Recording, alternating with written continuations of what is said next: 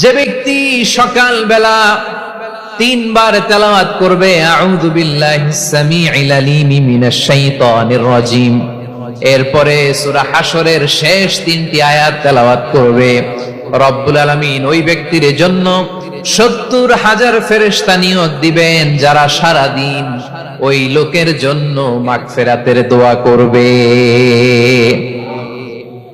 শুধু এখানেই শেষ নয়, বিশ্বনবী ফরমান ওয়া ইন মাতা ফি যালিকাল ইয়াউমি মাতা শাহীদান, ওই দিন যদি ওই ব্যক্তিটা ইন্তেকাল করে সে শহীদ হয়ে কিয়ামতের দিন আল্লাহর সামনে দাঁড়াবে।